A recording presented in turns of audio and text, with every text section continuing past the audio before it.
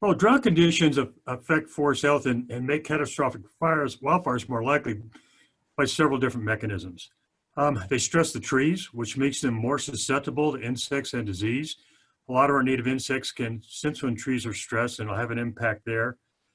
It leads to longer fire seasons. Certainly, we don't have as much water supply because we don't have the snow buildup, and the fuels are drier.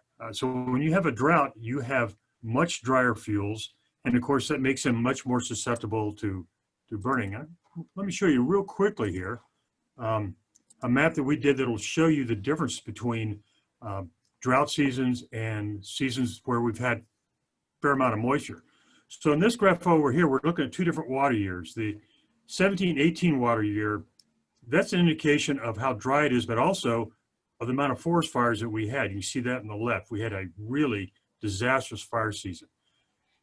On the right, you see a fairly wet year, and you see that although we had fires, the Decker fire happened in that year, but much less fire happened in the 2018-2019 water year. And those are impacts of drought, and you see exactly how they have an impact on that.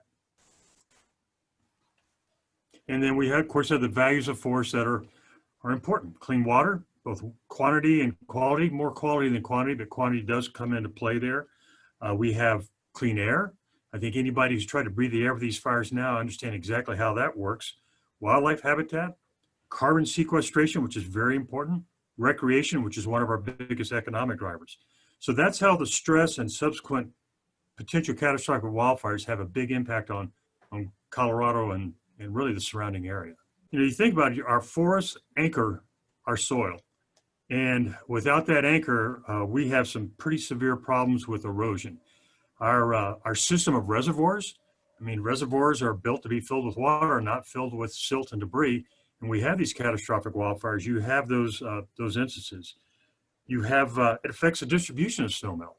When we have forest cover, that snowmelt will last for a long time and it will flow out of the high country on a more gradual basis. Without it, it leaves pretty quickly and we lose the ability to capture it and utilize it. Well, it's going to have a pretty big impact, I think, because of the erosion sedimentation issue, which we will be dealing with.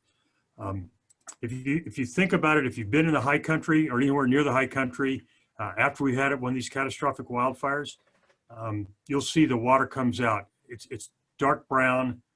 If you're lucky, it's chocolate covered. That means it's full of silt, it's full of debris, and that's going to really have an impact on reservoirs. If you pull water directly from our rivers, like the Poudre River, for example, it might clog up your filters and may not even be usable for agriculture. So it's going to have a pretty big impact on how you plan water use over this next year.